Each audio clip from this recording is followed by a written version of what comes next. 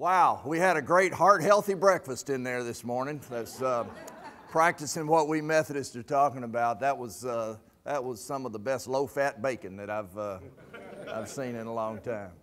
It was a great breakfast.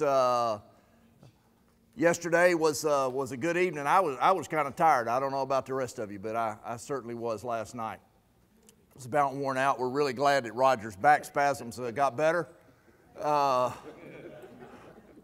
Rumor actually is we're serving that banana pudding for break. Made a point to be here. Couple of things in serious order. Again, I extend my sincere thanks to Vin and to the foundation and the folks there that invited me, that put this together, and have offered this opportunity for those of you in these two annual conferences. Great leadership from your foundation as they're trying to do all that they can to help strengthen the local churches. And Vin, thank you so much. We really appreciate that leadership. I appreciate being here very, very much.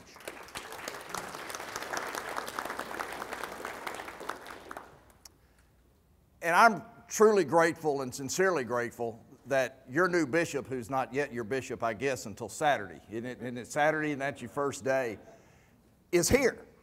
I think you heard him say that, they moved in on Friday and he started unpacking boxes. Now, I don't know how this man looked his wife in the face and said, honey, I am now leaving all of this with you. And I'm going to go down to this nice, relaxing state park, and I'm going to visit with new friends and let them take care of me and all of that. And when I come home, you have all this put up. But it is my serious thought that many, many, many leaders would not have made the choice he did. They would have stayed, they would have unpacked, they would have taken their own time, because he's not on bishop time truly until Saturday. But he came to be with his people, with his new flock and his new church in service. And I tell you, Bishop, if you continue the kind of leadership over the next 4 years that you have brought in just being here these 2 days, this is a really lucky area to have you here, and we appreciate it very, very much. That's above and beyond, and I'm sure he'd like several of y'all to accompany him home and unpack some of those boxes. We could have used them Friday. How many of them showed up? You got names though, right? Okay, all right. And someone asked me, as I was asking a number of questions, said, we noticed that David Lewis is a vice president at Horizons. What does vice president do at Horizons? And David can explain all that to you. It's a pretty intricate job. We only let really our top leaders ascend to that level. We only have 2 vice presidents, and David's one of them. And it's hard for me to describe exactly what his role is, but he can. But my bags are right outside the room, and so if you can get those, bring the car around right after lunch, if you would, up close. Okay, thank you very much. Okay, very good. And lastly, it's the last sort of plug you're going to get, but several folks said, how do I do this? How do I do that? One just asked me a minute ago, how do I change this? The second book answers those questions, and I really don't like getting up, being asked to speak, and you hawk your book all the time.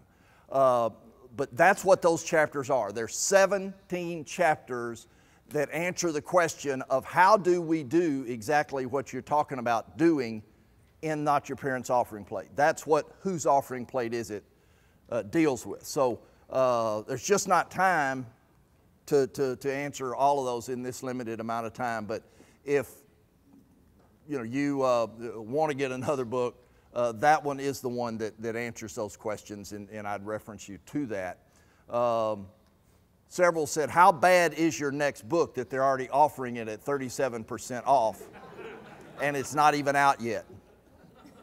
I guess it's pretty bad. I don't know that they're giving a discount. But Rich Church, Poor Church, which is supposed to come out in October, I understand,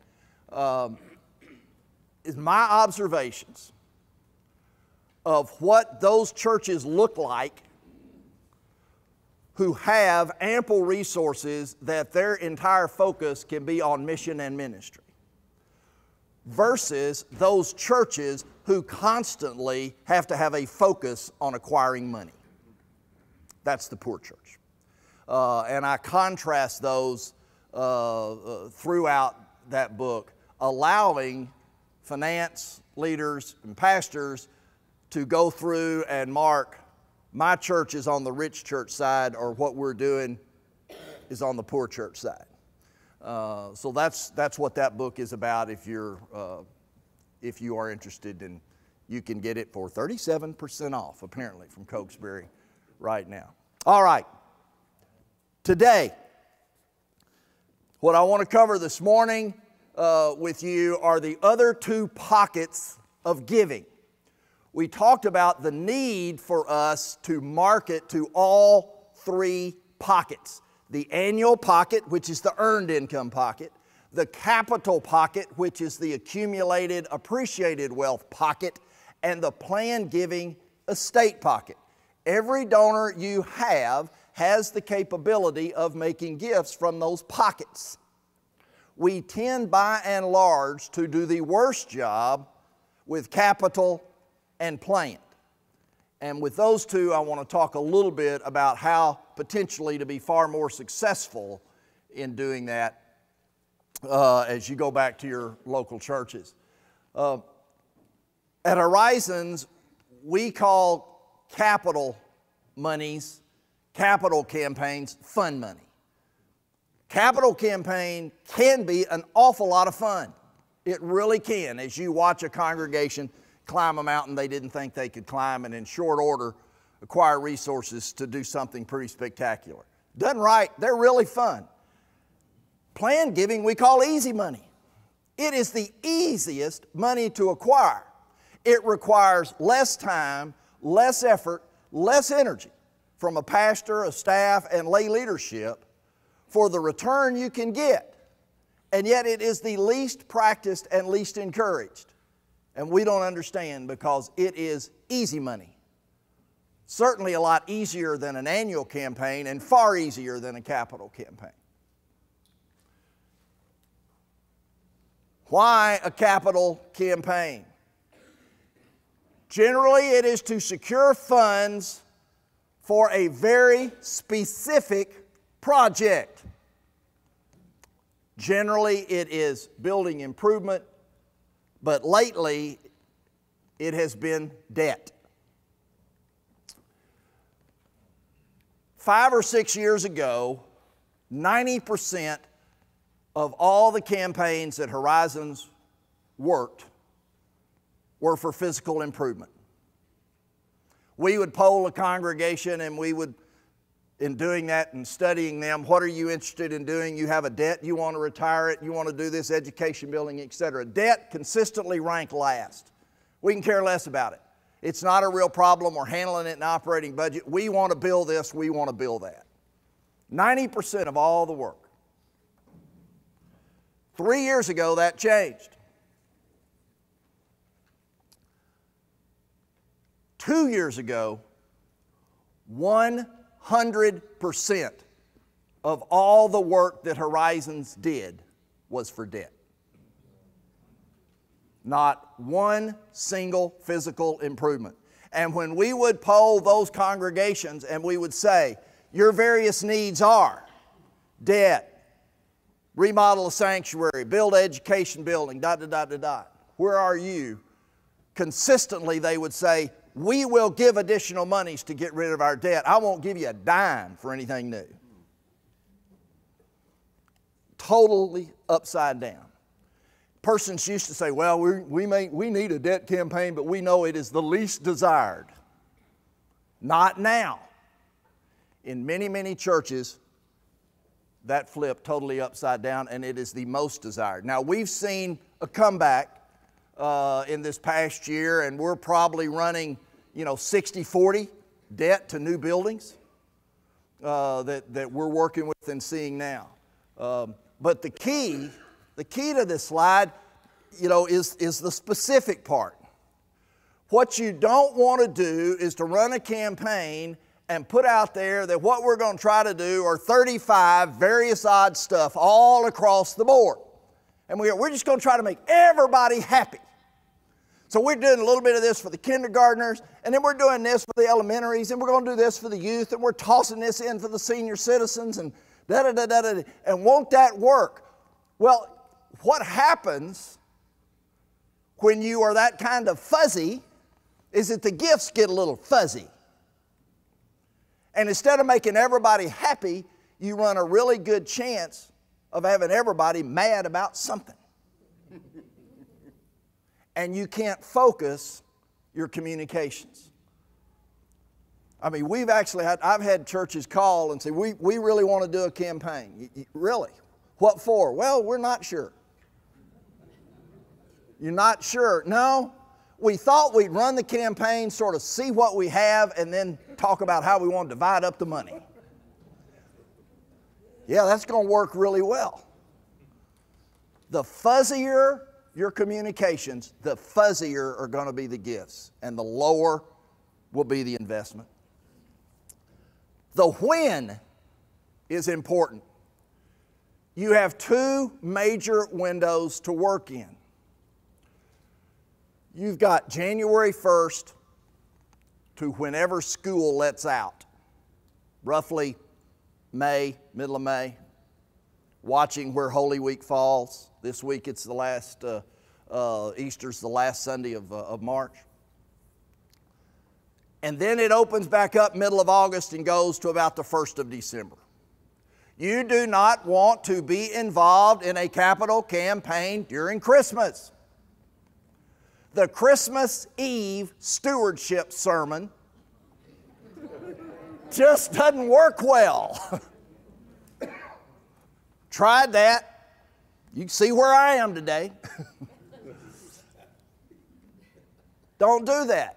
Trying to run a campaign in the summer is foolish unless you're, in one of those tourist snowbird kind of areas that you have a swelled crowd, et cetera, at a certain time. But for those of us in the Memphis, Tennessee conference, that's stupid for you to be trying to focus your folks for several month period of time in the summer.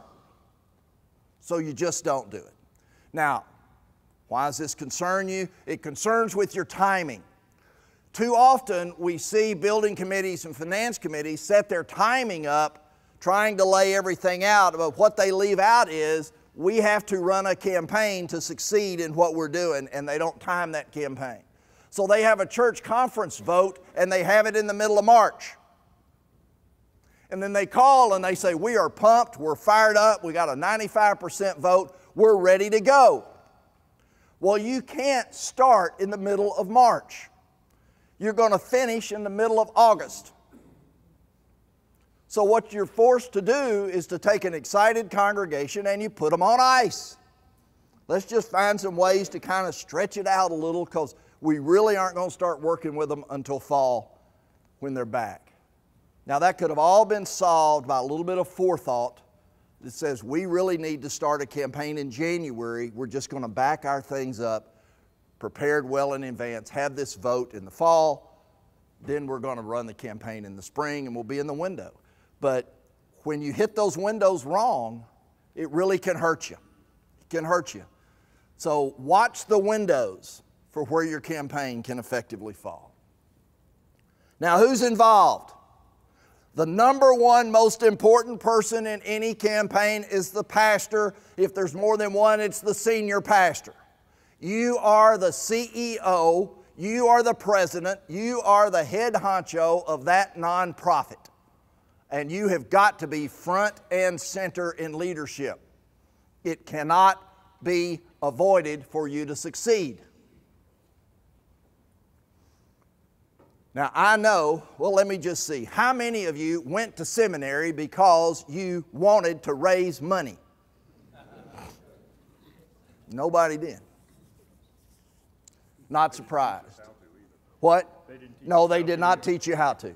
They did not. We're working on that. We're working on it. But I understand that this is outside the comfort zone of 99% of all of our clergy.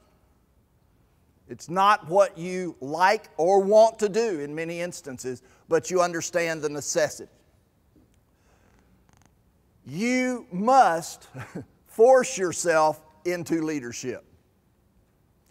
When we see a pastor who wants to escape leadership, and we see it a lot, we will take the goal we thought that church could achieve and we will decrease it by 20%. Right off the top. We thought they could do $1 million. Preacher's really not going to be involved. We're taking it down to $800,000. Right off the top. It means that much. Now, we don't have a lot of preachers just come right up and say, I'm out of here. Don't count on me. But what you get is something like, hey, preacher, just wanted to double check. Going to be there Thursday. Hope maybe we can get together a little bit early. Kind of go over the plans for the, you what? Got to be at the hospital. All night? Okay. Well, maybe at the end of the evening, you think you got to go to another hospital. And so, then you call, well, I'll be back next Thursday, a week from, you got a funeral. And you know about this 10 days in advance. You just start seeing this, I'm just trying not to be present. I'll write a letter, I'll do something long distance. Unhealthy. Unhealthy. You've got to be involved. Secondly, a heavy involvement of the membership base. It is getting harder and harder and harder to get our people to leave their homes and come to church to do anything. It's getting tough. I understand that. And it has gotten in vogue with a number of organizations to say, we can do all of this without involving your people. We'll get them to fully commit their money without having to commit their time. That's a lie. It won't happen. It sells well, but it doesn't work. You must plan on an involvement of 40 to 50% of your people in a campaign if it's going to succeed. And then finally, you're going to have someone involved who knows what they're doing. If you are trying to raise more than 1 times your budget. So if your budget's $500,000 and you want to raise only $500,000, you can do that without taking significant risk and without having to get outside assistance. If your budget's $1 million, you can probably raise $1 million. But if you want to try to raise $2 million, you're going to have to get help. That's kind of the cutoff deciding point of when and where you need somebody who understands all of the potholes that you could possibly fall into. Now, I want to try to address this issue with you and own my bias, okay? David Lewis tries to earn a living doing this. Jan Lewis is counting on him earning a living doing this. I run the company that wants him doing this. So that's why you need to hire somebody. I'm owning the bias of what I do. But I want to try to talk to you in all of this as someone who hired a lot of persons for the 20 years they were a pastor and not just the 20 years that I've run the Horizons company. One of the huge debates anytime that a church is looking to hire somebody is, why do we need somebody from the outside to come in here and raise money for us? When I was a pastor, everybody we hired came out of Texas.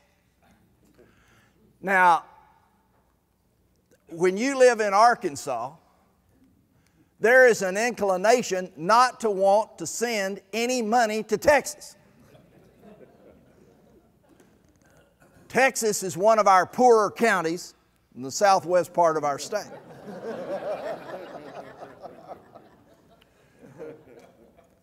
But honestly, when I'd gather my building team and finance team around and I'd say, well, we're going to bring in so-and-so to talk to us about helping us with this campaign. Preacher, where's he from? Well, he's from Dallas. Why do we need somebody from Dallas, Texas, to come up here to Little Rock to tell us how to raise money? I said, well, it starts with he knows how to do it. But they just didn't like it. And they'd fuss and fume. Well, we ought to save that money and apply it. First, I want you to understand that we need to take that money and use it in the campaign. What you are having the big fuss over is something that will amount to about a half to no more than 5% of the total monies you're going to acquire. It is a very small, minuscule amount of money that you're having a fuss fight over. But they have it. There is a lot to be gained by deciding that we are going to purchase the insurance of outside counsel. Now, I want to walk through some of those with you. First, most every stewardship author, most every book I've ever read quotes that you'll raise 2 times more money if you have outside counsel. Now, I want you to know there is not a way in the world you can prove that. You cannot run 2 campaigns with the same group 2 different ways at the same time. You cannot do it. All you can do is to say, 3 years ago we did it this way, this time we did it this way, and here was the difference. But I understand there is a difference in a 3-year time frame in both the church and economy and everything else. There is no way you can prove this. But I put it on the screen because I believe it. I believe it because of what I have seen and witnessed consistently time after time after time. But it can't be proven. But just in mere dollars alone, that little 0.5 to 5% that a church winds up paying will probably amount to doubling the amount of funds that church would acquire. Having an outside consultant allows the pastor to focus on what are the pastor's strengths. If you don't have someone else to assist, the pastor is going to have to take on a leadership role in that which the pastor is uncomfortable and potentially unqualified to do. Now you can say, oh, no, our lay leader is going to run this thing. No way in the world. The preacher is going to be called upon to make decisions the preacher would otherwise not have to do. And that's not smart for the church. Because when you take a person and you, in essence, force them to spend their time in that which they are not very good at, it takes time away from that which they are good at. And both suffer. Now, when I was a preacher, my pastor parish committee had every right to come to me and say, preacher, we are firing the music director. We want you to do the choir. You're full-time here. We need to save $35,000. We want you to do it. Now, they have a right to say that. And if they had said it, and if they had pushed that on me, here is what would have happened. because I don't read music. I sing loudly, but not well. But I've now been given responsibility of the choir. I've got to stand up in a worship service. I want to go well, and I've got to somehow get this group of people to sing well, and I'm going to be the guy standing up, responsible. Oh my gosh. So I'm thinking, what do I know that we could sing? Oh man, I've got an Elvis gospel CD. We're going to do How Great Thou Art like Elvis did it. And I will take the CD in and I'll just play it in front of them several times. And say, just listen and try to sing it like Elvis on Sunday. And on Thursday, after choir practice, I'm so worried. I don't know if that went well. You see, Thursday used to be the day that I always finish my sermon. But I hadn't started it yet because I was worried Wednesday about the choir practice. And now I'm worried if it went well. And I could tell that the sopranos were really ticked. And, oh, geez, I think the DS is coming Sunday. And the choir's going to be terrible. You know what happened on Sunday?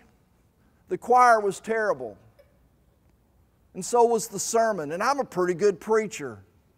But I couldn't do that well either because I was worried about what it is I don't do well. And I did run to the hospital really quick, but it just, I forgot to go back and check. I just, because I'm stuck with this choir thing. Now, that's what would happen if I was pushed into a position of giving leadership in what I don't know well. And that's exactly what happens in a local church when your pastor is pushed into doing that. There's not a pastor here, as Ken just said, nobody taught me how to do this in seminary. And when you don't have outside counsel, that's who winds up leading that which they are not comfortable at, and the sermons get worse, and visitation gets worse, and teaching gets worse, and the campaign doesn't go well. And you did all of that because you wanted to save 2.5%. Not a good move. But I think this may be the biggest reason. It will keep your congregation unified. All of you who have been through capital campaigns, and many of you have, understand that they're very stressful. They are stressful because there is such a difference in success and failure. And you're getting one shot at this. We're getting one shot to build the new sanctuary. If we succeed in the campaign, we get a new sanctuary. If we fail, we don't. We're getting one shot to do the Family Life Center. If we succeed, if we don't. And as that campaign goes down the road, that stress builds because you don't know how it's going to turn out until the last day. And in the midst of stress building, you will have well-meaning members of the church rise up to assume command for the good of the church because they're afraid about the direction it's going in. And here's what can happen. Let us assume pastor is giving leadership to a campaign utilizing a book that he bought at Cokesbury. Cost $25, cheap investment, following its guide, walking through it. About 2/3 of the way through the campaign, the preacher says, okay, at our next meeting, we'll be kind of turning right in the direction of the campaign. Finishes the meeting, goes home, has a good night's sleep, sitting in the office the next morning, thinks all is well. Here comes Brother Bob. Brother Bob, member of the campaign team, bright and early in the morning before the preachers even finish that first cup of coffee. Coming in the door. Oh, Bob, hey, come on in. What's going on? Morning, preacher. Listen, preacher, I know that you said last night what we need to do is to turn right in our campaign process. Yeah. Well, you know, the campaign I was involved in my church in upstate Minnesota a few years ago, we were about at this point and we turned left. And it really kind of worked out well for us. I think we made a mistake last night. I think we ought to turn left. Preacher, I don't want us to mess this up. We need this new sanctuary. So I just wanted to tell you, I think maybe we need to reconsider. Preacher's sitting there. Well, Bob, I was looking at this book, and it says that right about here we ought to be kind of going right. Well, preacher, I understand the book, but I'm telling you, I did this before, and it worked. And if we don't, I think it's going to fail, preacher. Well, the preacher sits there for a minute, and he says, "Well, Bob, I appreciate you coming in, but I tell you what, I think I'm going to stick with the book. I'm kind of going to go with that. And hey, we'll all pray it works out, okay?" Oh, well, if that's your position, preacher, well, Bob, I think it is. Well, okay, preacher. All right, have a good day. You too, Bob. Preacher goes about his business thinking, it's over. It ain't over. Next Sunday morning, right before the teacher dismisses them for Sunday school, Brother Bob stands up in class. If I could just have everybody's attention for just a quick second, I'd just like for everybody here to be in special prayer for our campaign for the sanctuary. Y'all know I'm on the committee, and well, I'm real concerned now about the direction we're moving in, and I'm concerned we might not get our new sanctuary, and I'm worried about that. So I just want everybody to be praying that we'll make the right decision here. It bothers me because we're doing something a little different than what I saw before in a very, very successful campaign effort up in upstate Minnesota. So just please, y'all, just be praying. That's all. Thank you so much. Well, class ends and several people gather around. Bob, what's going on? Well, I just tell you, we made a decision the other night to go right, and we really should have decided to go left. I'm just certain of it, and that's why I'm so worried about the church. Well, what do we need to do to move in that direction to succeed? Well, the first thing we've got to do is change the preacher's mind. Well, how do we do that? Well, I tell you, I've got this petition here, and if I could just get you to sign. Here's the preacher in his office, getting all ready, got his robes on, got a new stole just this past week, kind of fluffed it once or twice. Dadgum, I look good today. I kind of like my sermon too. This is going to be a fine morning. It really is. I'm pumped for this. He's good to go, and he steps out of the office into the hallway, and a lady stops him and said, "Morning, preacher. Good morning. Good to see you. Preacher, by the way, did you hear that Brother Bob is passing a petition around about changing the capital campaign?" "Well, I didn't want to bother you with that. Good luck on the sermon."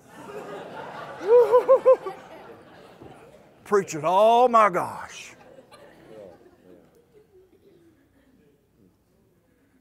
Church service ends. Didn't go quite as well as the preacher thought it would. He's back home, just finished a little dinner, and he's sitting there in the lazy boy chair, but he can't sit still very long, and heads over to the telephone, picks it up. "Susan's, preacher. Hey, listen, hey, I heard Bob was passing a petition around about changing the capital campaign, and, well, that's kind of got me, oh, you heard it too. Yeah, well, I told him I thought we ought to stay the course, and oh, boy, I appreciate your support. Look, thank you for that. Listen, I tell you what, we need to get some of the trustees together on this. And I tell you what, call Joe, because I want the lay leader there. And look, if y'all could meet me down at the office about 3 o'clock, we've got to talk about how we can kind of stop this thing from going much further." "Oh, thank you. I'll see you about 3. What you got now? You got good people on opposite sides with good motives, but on opposite sides, and the preacher had to pick a side.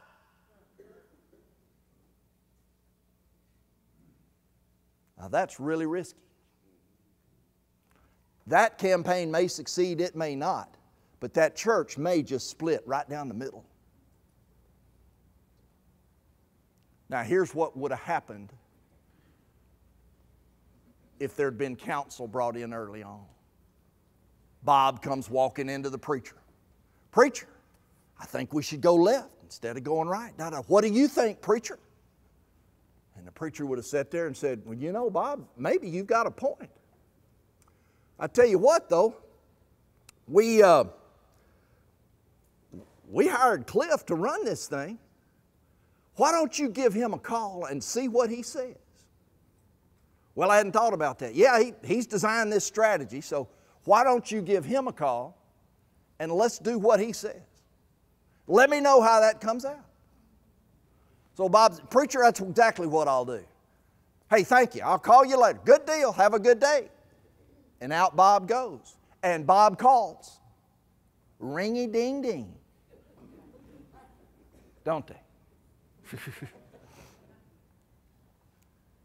And Bob will share his concern. I think we should have turned left instead of turning right. Yada, yada, yada. And I listen. I do not listen with near the patience that this man does, but I listen.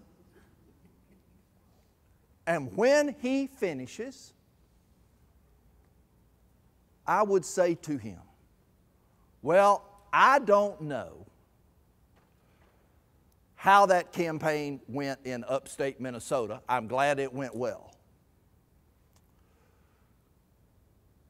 But what I have encouraged your church to do is what I have done in over 400 United Methodist churches where we have raised over $1 billion.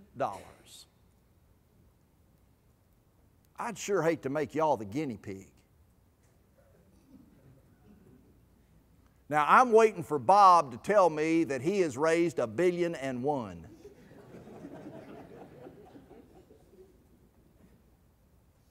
And he didn't say anything. And then he says, and I love this, every time is what they'll say. So you think this will work? And I'm like, God, I never thought of that.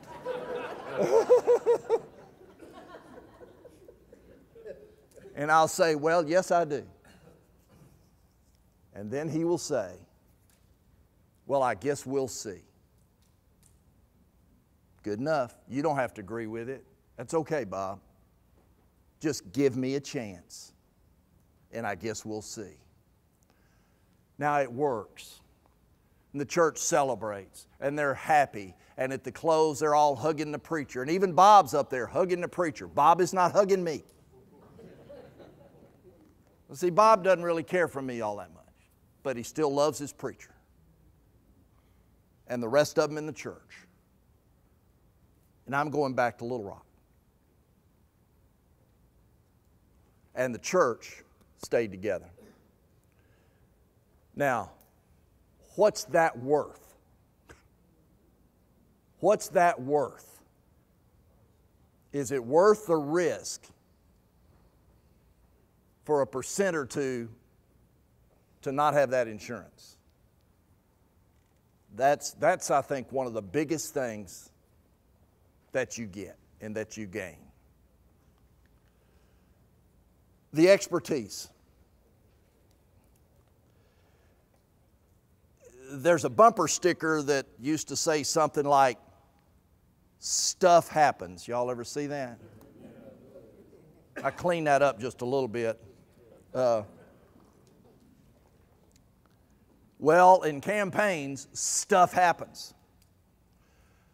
Everybody will prepare some type of manual, a strategic plan for a church to go through to succeed. Everybody will do it. I've yet to prepare one that didn't have to be changed because stuff happens.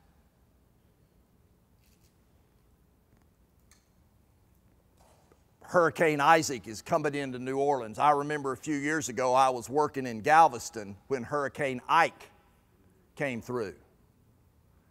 Preacher calls me up day after they got slammed. hey, we don't have a roof.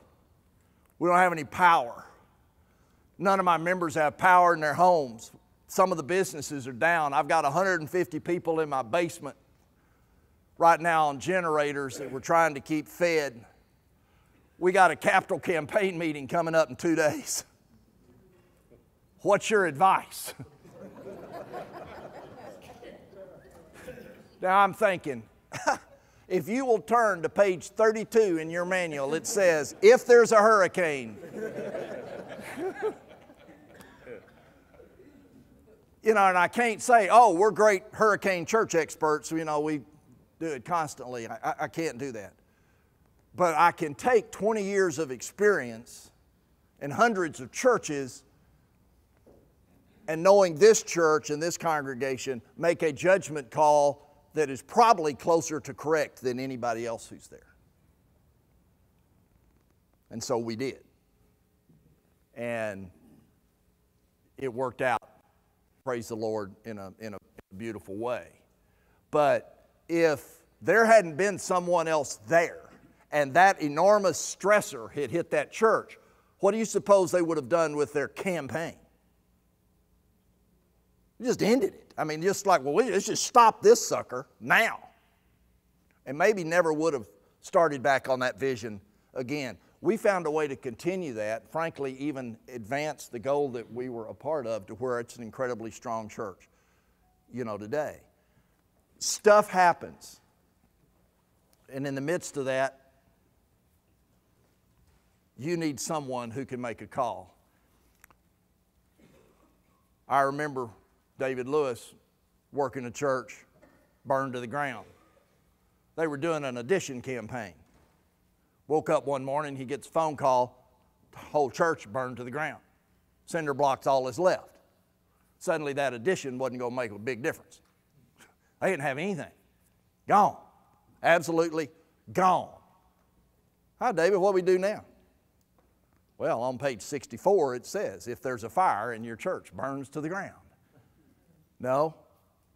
You know, the whole team got together and working with David, and we made a call. That church advanced and went on. I still remember, I'll tell this one on David. He called me up in the midst of this campaign he was working, and he said, I just got the biggest single gift that we've ever gotten. I said, you are kidding me. He said, no, sir. He said, put it down and tell everybody. I said, well, how big a gift was it? He said, $5 million. I said, David, that is fantastic. Who was it? The insurance company. I said, David, I said, you can't count that. Oh, I mean, you know. Hey, yeah, I know. Yeah, blind hog hunting, you know, but that worked out because somebody made a call. Who makes that call? We've had campaign chair die. We've had pastors be removed from service in the church. We've had all sorts of stuff happens. Who is there to make a call? And then finally, it improves your overall stewardship. The danger you run in a capital campaign is that people will rob Peter to pay Paul. And operating budgets suffer. Done right, and when hearts are changed and hearts are affected and not just wallets, that flows through the operating budget as well as the capital budget. And operating giving will actually go up. Done wrong, they can go down. Now, I want to walk you through quickly, before we take a break, of the pathways to success. And what I want you to concentrate on as I do that is to notice the percentage of emphasis that certain things get and how important they are. Because what I find in far too many churches is that they spend an enormous amount of time and energy and worry on that which really doesn't matter that much. The pastor and the consultant relationship is the key, most important thing towards your success. They got to like each other. They got a G and haw. Y'all understand G-ing and hawing in Tennessee, don't you? They've got to connect to be able to pull together. They start pulling in opposite directions for whatever reason, and your campaign dissolves. I don't care about the rest of it. They got to like working with each other. It is a relationship, a very close, tight-knit one that needs to be there. That means right at the start, you need to make sure that your pastor, or if you are a pastor, likes this person. Now, it's good if you trust the company or ... But the key is not as much the company as it is the person who's bringing the business card to you. What you want to make sure you do is never, ever interview someone to work in your church and have them send a salesperson to do that interview. They ain't going to be the one to work with you. They're going to charm you. They're going to sell you because that's what they do. And then they're going to say, oh, you don't have to hire us until you've met so-and-so. What they just got were 2 interviews then. And you're already really inclined, because you fell in love with the sales guy, to accept just about anything from the next guy. And then you wind up down the road with somebody you just doesn't mesh. When we go into a church and we hear our last campaign was just terrible. Well, what happened? It's never, oh, that was a bad company or that was a bad plan. It almost always begins with, well, the person they sent just didn't fit us. That's where it starts. You protect yourself from that by getting to know that person from the very start. So you say to whoever you want to interview, do not send anyone to us whom you do not plan on assigning to work our campaign. No problem. We'll have that person come and they'll be accompanied by... Nope. Don't want the accompanied by. We just want that person. Because when your campaign starts, that person's all you got. It's kind of... It's sort of like, maybe some of you ladies maybe understand this, I don't know. It really doesn't matter so much who it is that invites you to the prom. It matters who shows up at the door to take you. You hope it's the same person. Well, because you got to spend all night at the prom with somebody. You're going to spend months with this person. It is stupid to set up a process where you say, we want to make sure everybody is equal. So we're giving 30 minutes to 5 different companies to come in here and talk to us. And we're going to pick one. All right, that's speed dating. And speed dating is a stupid way to get a date. Sometimes, you even say, well, look, we really like to come in the day before. We'd like to really get to know your plan. We'd like to spend a little time with you, Pastor. We'd like to see this church. We'd like to see that new piece of ground. We'd like to meet some of your folks involved in it. Nope, can't let you do it.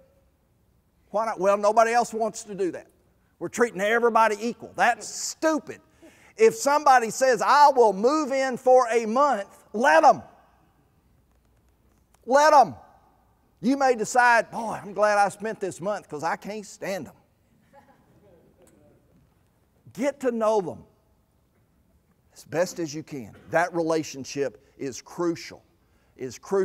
And sometimes we'll visit with lay people who'll say, well, just communicate with us in this and not our pastor. Our pastor's going to sit in the interview but will not have a vote. That's dumb. One of the first questions whenever folks leave, well, we talked to three firms and 3 people. Who should we hire? Pastor, what's your preference? Should be the first question. First question. You got a right to overrule it, but that should carry enormous weight. Enormous weight. If that preacher says, I really think I could work really great with person B, I like everything I heard, then why would you want to force a relationship with somebody else? All right. 30% of your campaign success will come from you having a compelling vision. Now someone's saying, what does that mean? That means, why does God want you to do this? And can you look your people in the eye and say, it is God who has called us, and therefore we must? That's compelling. And you see it all through Scripture. That's what started the movement. Too often we get phone calls. Hey, we're thinking about having a campaign. What for? Well, we're planning on doing a great hall, Family Life Center. Okay? Why do you want to do that? Huh? Why do you want to do that? Well, we don't have one. All right? Why is it that God wants you to have one? Well, we ain't got any place to eat right now. Okay. Why is it that God thinks you need to spend $2 million and build a Family Life Center? Yeah, well, the Baptists did one, and I mean, they seem to be, going really. We all kind of chuckle, but when I hear this time after time after time, I kind of start crying. God's not anywhere in the equation.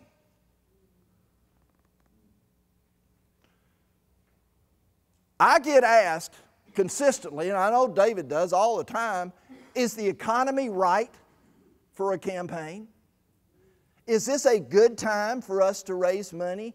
We've been kind of thinking about this sanctuary. Do you believe we can succeed now? What are you talking about? Well, the market's been struggling. Our people, we've got 8% unemployment. Do you think we can do this?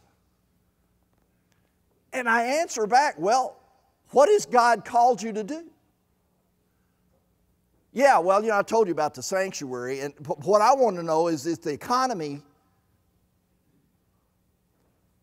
I want you to hear, in all sincerity, capital campaigns are not born on the front page of the Wall Street Journal. They are born on our knees. Because if God is saying you should do this, I don't care what the Wall Street Journal says, where the market is, what unemployment is, or anything else.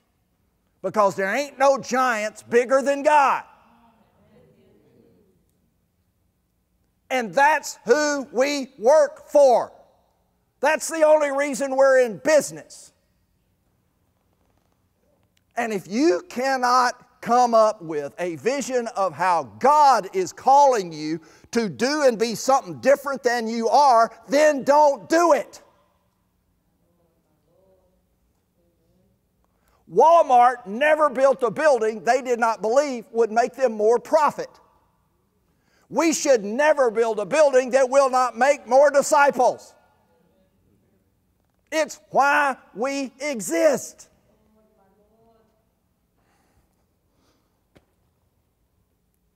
Can y'all tell that I've spent about 20 years not getting to preach every Sunday, so when I get a shot, 20% of your success will come from 5 families. 5. Whether you got a $5 million budget or whether you have got, a $50,000 budget, 20% of your success will come from 5 families. And if you don't have a strategy for 5 families, then you're costing yourself 20%. 15% is going to come when leadership takes ownership. when folks quit saying, well, this is the preacher's campaign, or, it's Clif's campaign, or, when it becomes ours, this is our vision, it's our goal, it's our journey, it's our promised land. When they take that ownership, and then 10% will come when advanced gifts set the pace. At 10 to 15% of your congregation that steps up before anybody else does and said, I'm going to put mine on the table. Now, all of those, the 5 major gifts, the leadership and taking ownership and advanced gifts, should all be a part, those persons need to all be a part of your steering committee or your campaign leadership team. Nothing is going to be more important than putting the right people in the right place. If I'm putting a choir together, I would like to have folks who know how to sing. If I'm putting a capital campaign together, I want to have folks who know how to give. Duh. You will want to spend an extraordinary amount of time making sure, because look how much of the success depends on that team, nearly half, everybody on it is right. Knowing that, we'll spend enormous energy and a number of days just getting that team selected before we ever have a training session. Because once they are selected, we can tell if we're halfway to success. I'll give you, kind of in closing out this capital campaign piece, a little horror story. I've had several horror stories in my ministry. This one I wasn't totally responsible for. When we're hired to go and work in a church, we initially ask for a great deal of data and information so we can get as good a picture of that church as possible. One of the things we always ask for is a donor list. A list of your givers from top to bottom. We want to have that in our hands before we visit with the pastor about the types of persons he or she believes should serve on this team. And we want to be at least seeing on paper that they have shown an ability and a desire to give in the past, as we're trying to anticipate would they give in the future. Well, working with a church in Los Angeles, I got the notebook back weeks in advance. That was great. Pastor sent it to me. I'm looking through it. I got everything in it except for the donor list. I called a preacher. Thanks for the book. Listen, I think that donor list was left out. Oh, well, yeah, they don't let me see that. Well, preacher, I need it. Yeah, I know. The treasurer is supposed to send that directly to you. Okay, I'll look for it. Several days go by, it doesn't show up. Call back, preacher. Hey man, I'm just hoping that donor list's in the mail. Do you know where it is? He hasn't sent it to you yet. Look, I'll mention it to him again. Several more days, a week goes by, still don't have it. Call him up, preacher, you and I got to be talking in the morning about these people, and I don't have that list. Well, I don't understand that. I'll see what I can do.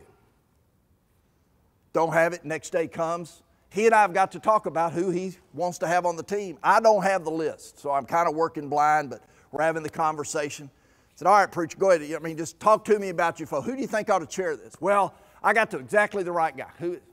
Well, he's a cardiologist, former chairman of my board, and just a great guy. I really like him, and I think I want him to be the chair. Well, all right. On the surface, that sounds all right.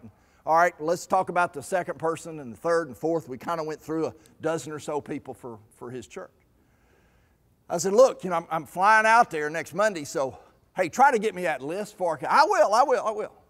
Next Monday comes, I don't have the list. I get on a plane, I fly to Los Angeles, I drive out to his church, get there plenty early. He and I are sitting there just kind of visiting a little bit about this, that, and the other, and we're chatting. He hands me a list of our appointment schedule that he's made for us to go see these folks. Looks great. We'll be heading out there later this afternoon. Then he says, oh, man, I forgot. He reaches over and he gets this large brown envelope, hands it to me.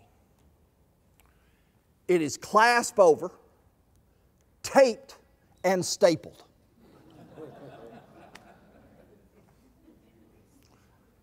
Treasurer brought this in for me to give to you, sealed up like Fort Knox. Preacher's kind of rambling on about something. I'm just, sort of just tearing that up as we're chatting, and I finally kind of get it open, and I thought, all right, I'll just kind of, as we're sitting here, I'll just double check the donor list with this list of appointments we got.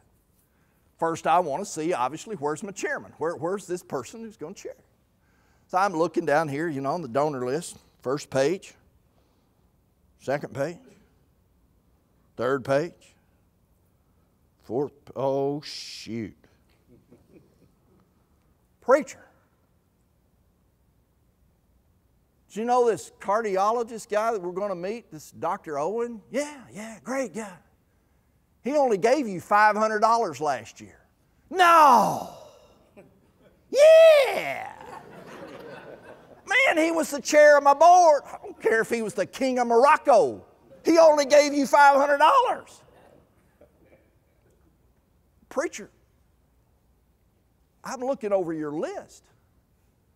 There's not a person that you've chosen that's in the top 50 of your donors. No! And I said, who is Susan Phillips? Susan Phillips? I said, do you know her? Yeah. Who is she? She's a really nice lady. She joined our church about 6-7 months ago, I guess, and came here from out of town. And really, she's pretty active in church most Sundays. Why do you ask?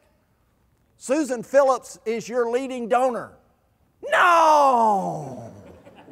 Yeah, $24,000 so far this year. No! I said, what does she do?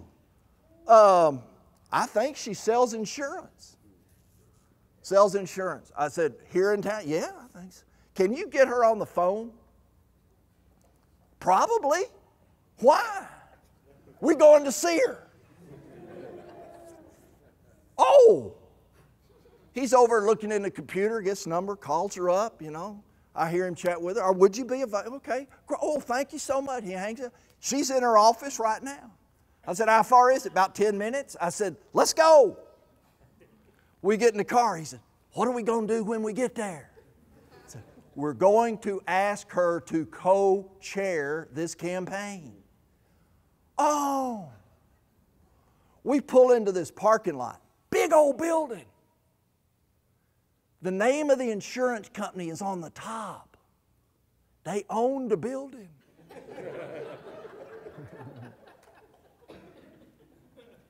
You walk in, they have these boards, these black boards, and they have the names in white as to what floor you're on, Guess what floor Miss Phillips is on? Top floor. How about that? We get in, we go to the top, we got off.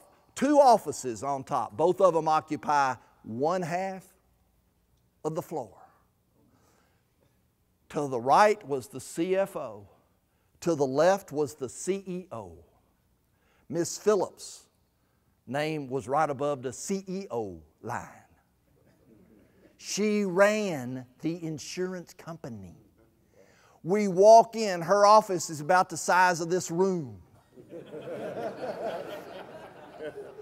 Her secretary was there, but the door was open because Miss Phillips was looking for us, and she actually saw us in the anteroom, and she got up from behind her desk, and she comes out very, very gracious. Oh, preacher, she said, how good to see you. And she hugs his neck, and we shake hands, and, the preacher is like,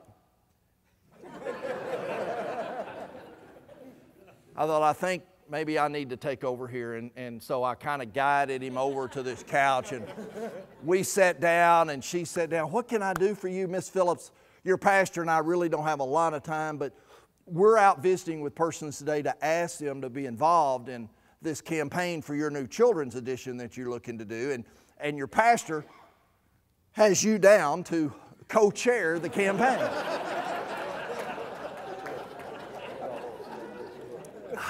And I remember first words out, "Oh, preacher, I can't believe you thought of me." I said, and then, she starts in, it's just an incredible lady, and she says, "Oh my gosh," she says, "well, I haven't been there but a few months, but I love this church. I just love this church, and it's been a wonderful, wonderful place. And gosh, preacher, if you think that I'm the right person to do this, yes. Yes, I'll be happy to do that. I'm not sure what I can bring and what I can offer, but if you need me, you can count on me." And he was like, and so now that's a yes, right? All right, in my business, once you get yes, it can only get worse. So we getting out of there because we got the yes. So, I'm saying, "Miss Phillips, that is great. I've got some materials for you, and I'll be in touch with you. You'll hear from me. Don't you worry about that. Your preacher and I've got a number of other people to go see, and I'm kind of getting him up, and I'm sort of walking him out to the outside. And thank you so much, lovely office. And we're almost to the door. She says, "Hey, wait just a second." She says, "Now, please understand that I have yet to even think about this campaign. I just didn't even know about it until now. But I'm going to start praying about it and thinking about it right away." But she said, I've been involved in things like this before." And I was saying, "I bet you have." Nobody else would overlook you. And she said, "And I know that it helps in recruiting persons if you have some type of leadership gift up front as you're talking to people to help them believe that it can succeed. So please, as you're sharing with other people, feel free to share with them that you already have at least one gift of $100,000. Well, when she said that, my first thought was, he is going down.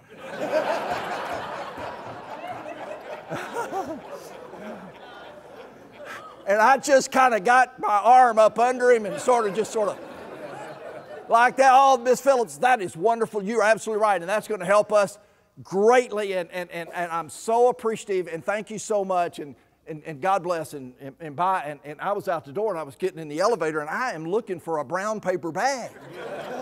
The guy's going, "Oh, oh, oh."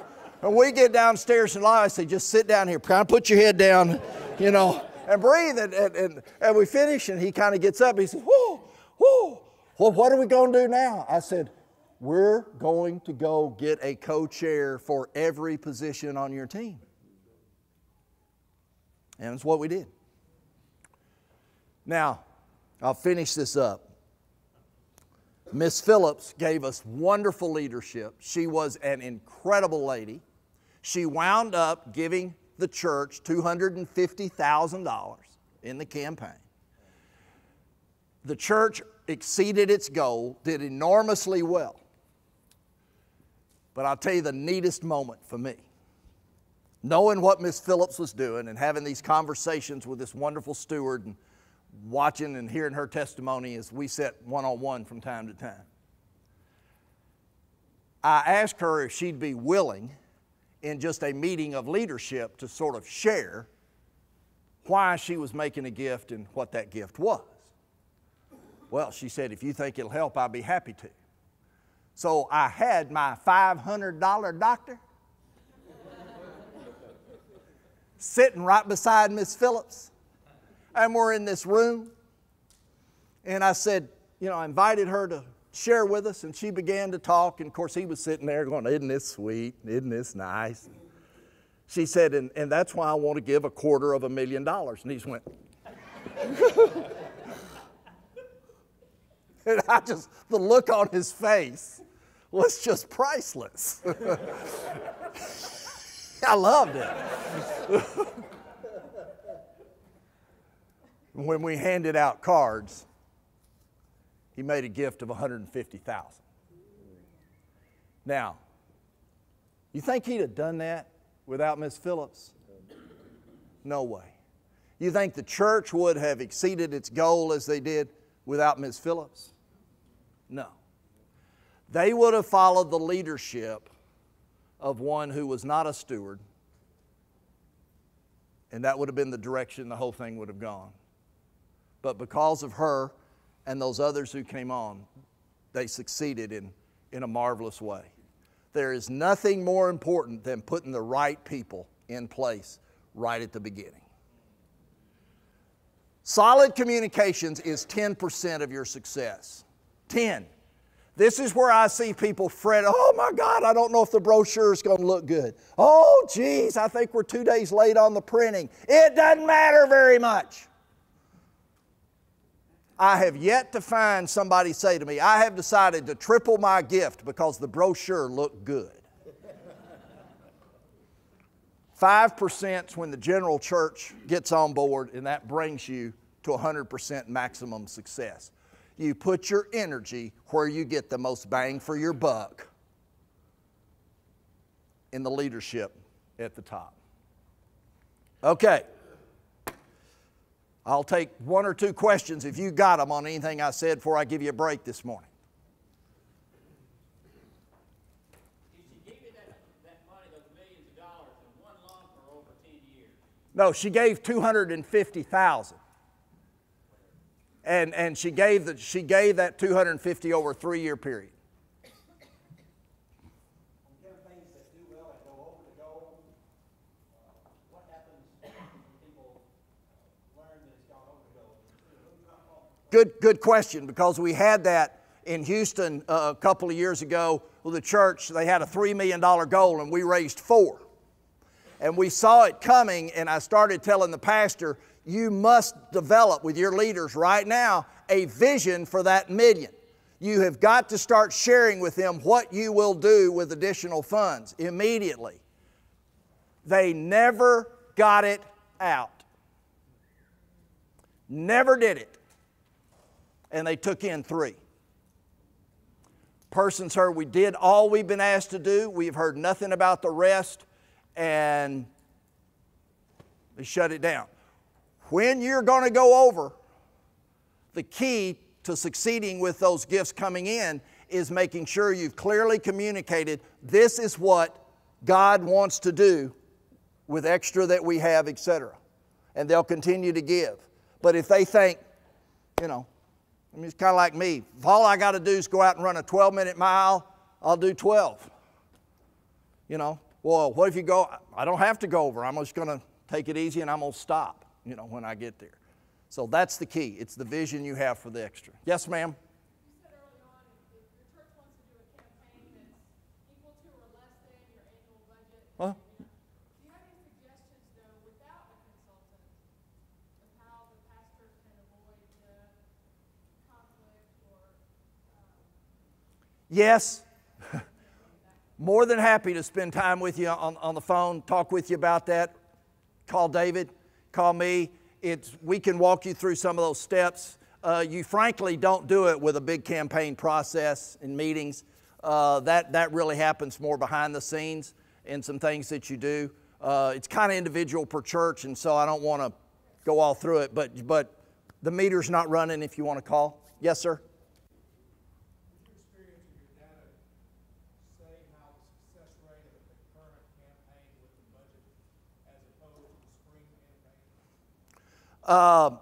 Yeah, the question was, I guess, can you run operating campaigns concurrently with capital? How well does that work versus separating the two, right? Nothing is exactly the same, so I wouldn't want to tell you every church will have this or have that. You know, I haven't learned much, but I do know churches are different and circumstances are different. All being equal, if it's at all possible, we want to separate them. One is a 3-year pledge, one is a 1-year pledge. One is a focused pledge, one is a general pledge. And it is very hard to put those together and have what we think, in most cases, would be maximum success in both. Now, which should you do first? We haven't seen enormous difference in either way. I mean, we have done capital in the fall and come back in first of the year and done operations. It scares finance committee to death that you don't have their campaign before like February 1, and it just amazed. They think, oh my God, nobody will give us anything in January. You know, not so. That'll work. Also works, you know, with guidance to get the operations done in the fall and come back in January and do capital. So, but in most cases, if we can, we like to separate them. We will do them together, and there are times we've recommended it, but that's not the majority of the time. Yes, sir. The way you've got this lined out, it looks like we're talking about, you know, a 4-month, 6-month, or 3-year plan, or however. Yeah, yeah. Endowments and long-term fundraising or, you know, campaign come into play into your. Okay, you want to separate those in most instances in this way. If you need $3 million for your sanctuary, you don't want to spend a great deal of time telling everybody, please put some of that in your will, because you want that money to come in a 3-year period. Now, if they can tell me they're going to die, so that's, but let me say this, with planned giving and endowment that I'm going to talk to later. We love to do a building campaign and put planned gifts for an endowment into it. No college or hospital does a building without endowing the building. They say, we got a $14 million campaign for the science building. That's 10 to build the building and 4 to endow it, maintenance and upkeep. Hardly any churches do that. We're starting to do more and more of it. But churches are usually so tight, they say, oh God, we're going to have a hard time raising all the money, so let's toss out what was going in endowment. Get their building built, 10 years later, air conditioning, roofs, other things start to crumble, and they're going, oh, geez, the budget can't stand this. So we like to put that together, that the planned gift will help handle the maintenance of the building. The other thing that we have started doing more of is a capital campaign that is 100% for endowment.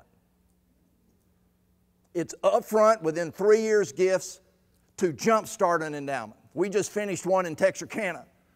And downtown church, like so many, downtown, big building, shrinking population of folks. How are we going to keep this structure under, you know, and undergird it? And they did a capital campaign, raised about 2 times budget, went straight into endowment. They're going to now be getting somewhere around $70,000, $75,000 every year to help maintain the building outside the operating budget. That's been done. I don't know, is that helpful? One more question. I think I said I'd take 2. I've taken 6, but I can't count. Yes, ma'am. Small churches, say average of 40 in attendance or less. Well, I try to make them bigger.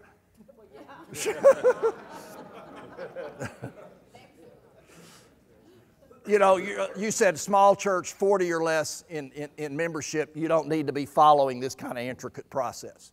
What happens with the small church to raise money is that you spend most all your time on that 20, 15% piece up there. Because you're going to have, you got 40 people, you got what, 25 families?